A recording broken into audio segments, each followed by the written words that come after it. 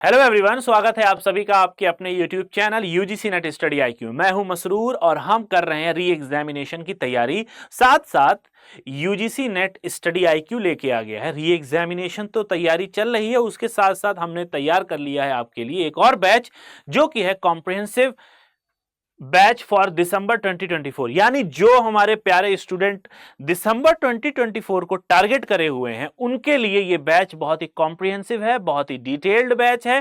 Paper 1 और paper 2 आपको दोनों ही इसमें मिलने वाला है।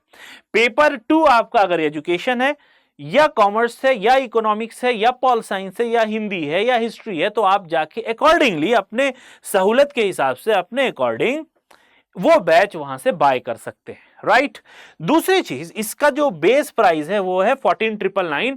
बट जब आप वेबसाइट पे जाएंगे तो वेबसाइट पे जैसे ही आप इंटर करेंगे जब या आप इसको खरीदने जाएंगे तो इसका प्राइस आपको और कम दिखेगा, विच इज 9999। लेकिन चूंकि स्टडी आईक्यू की खासियत है कि ये आपकी पढ़ाई को एफोर्डेबल बनाएगा, तो इस एफोर्डेबिलिटी को मेंटेन करने के लिए हमारी टीम ने आपके लिए UGC 20 कोड भी जारी कर दिया है। इसको जब आप रिडीम करेंगे तो आपको फाइनल प्राइस जो मिलने वाला है वो मिलेगा 7,999 का, जो कि बहुत ही नॉमिनल प्राइस है इन दो पेपर्स के लिए। इसकी सबसे बड़ी खासियत है इस कोर्स की बेटा कि ये कोर्स आपको पूरे 1 साल की वैलिडिटी के साथ मिल रहा है। यानी आप दिसंबर की तैयारी करोगे, अगर अभी आप लेते हो तो जून के लिए भी आप कुछ तैयार हो सकते हो, प्लस दिसंबर और अगले जून के एग्जामिनेशन के लिए इसमें पूरी तैयारी है। पूरा चिट्ठा इसमें पड़ा हुआ है, आपको पीडीएफ मिल जाएगा, आपको लाइव इंटरैक्टिव क्लासेस मिल जाएंगी, आपको लाइव डिस्कशन मिल जाएगा, डाउट क्लियरिंग सेशन मिल जाएगा। सबसे खास बात कि इसमें जो टीचर पढ़ा रहा है वो नोट्स तो आपको मिलेंगे ही मिलेंगे, उसके साथ साथ जो आपके अपने पर्सनल स्टडी नोट्स होंगे वो भी हम प्रोवाइड करने वाले हैं। बहुत सारी वीडियो लेक्चर्स इसमें होंगे, टीचर के साथ इंटरेक्शन होगा, मॉक टेस्ट भी मिलने वाला है। तो जो मॉक टेस्ट के लिए आप भाग दौड़ करते हैं इधर की वेबसाइट से उधर, इधर किताबें पलट रहे हैं उधर पलट रहे हैं, वो अब आपका कम हो जाएगा या बच जाएगा, क्योंकि इस बैच के साथ आपको मॉक टेस्ट भी मिलने वाले हैं। तो देरी किस बात की है, जाइए जल्दी से इस बैच को खरीदिए इससे पहले कि ये ऑफर आपके हाथ से निकल जाए, क्योंकि ये ऑफर है सीमित समय के लिए। ठीक है, चलिए तो अब आते हैं अपनी मेन मुद्दे पे जिसके लिए मैं आज आया हूं। आज हम पढ़ने वाले हैं एक ऐसा टॉपिक जो कि रिलेटेड है आपकी रिफ्लेक्टिव लर्निंग से। जब हम रिफ्लेक्टिव लर्निंग करेंगे या उसके साथ ही जब हम रिफ्लेक्टिव टीचिंग की बात करते हैं, रिफ्लेक्टिव थिंकिंग की बात करते हैं, तो ये जो टॉपिक है ये भी इसी से रिलेटेड है। जी हां, मैं बात कर रहा हूं क्रिटिकल थिंकिंग की। हम क्रिटिकली कैसे ऑब्जर्व करते हैं, किसी बात को हमने देखा, किसी प्रोसेस को हमने देखा तो हमने क्रिटिकली ऑब्जर्व कर लिया। बहुत समय ऐसा होता है कि हमने पॉइंट्स में अलग अलग कर लिया, भाई फ्रैक्शन में समझ लिया, पार्ट्स वाइज समझ लिए, एक एक पार्ट को समझ लिया, कभी हमने एज ए होल समझ लिया। ठीक है, तो अगर आप थोड़ा सा ब्लूम टैक्सोनॉमी आप याद कर पा रहे हो तो ब्लूम टैक्सोनॉमी ने या ब्लूम ने कॉग्निटिव में कुछ बातें बताई थी, कॉग्निटिव डोमेन में, जिसमें आपका नॉलेज आ जाएगा, आपका अंडरस्टैंडिंग आ जाएगी, आपका एप्लीकेशन आ जाएगा, आपका इवेल्युएशन हो जाएगा, इवेल्युएशन पार्ट भी उसमें आ जाएगा। यानी जो कॉग्निशन की बात हो रही है ना, उस कॉग्निशन में आपकी प्रॉब्लम सॉल्विंग भी आ जाएगी, आपकी अंडरस्टैंडिंग भी आएगी, आपकी समझ बूझ भी आ जाएगी।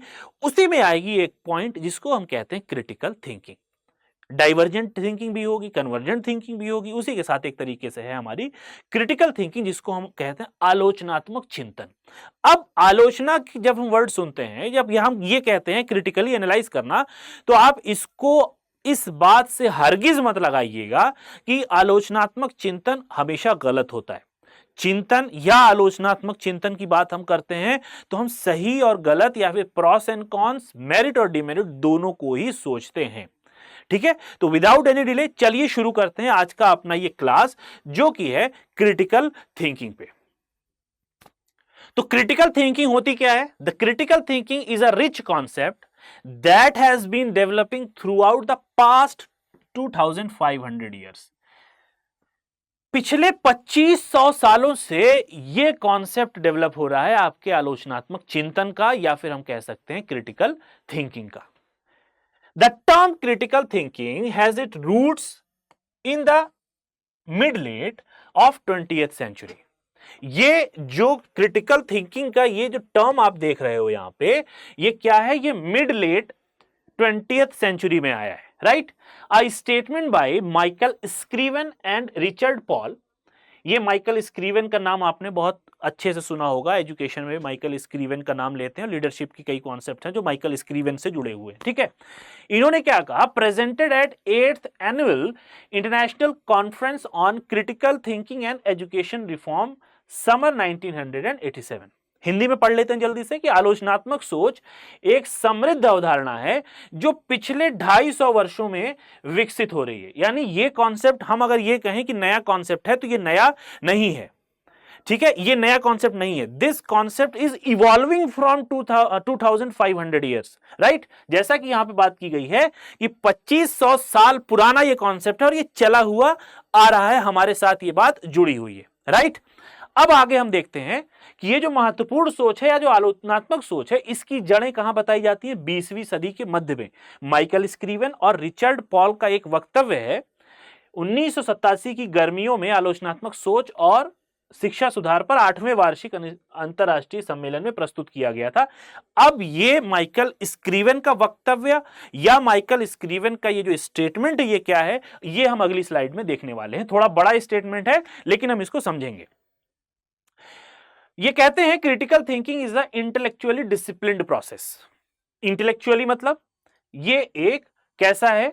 बुद्धि वाली जो बात है, ठीक है, ये डिसिप्लिन है, एक अनुशासित प्रक्रिया है। ये आप भटक नहीं सकते इसमें कि आप डिसिप्लिन को छोड़ दें। यानी हम क्या कह सकते हैं इसको? ये एक सिस्टमेटिक प्रोसेस भी हो गया, right? Process of actively and skilfully कॉन्सेप्चुअलाइजिंग।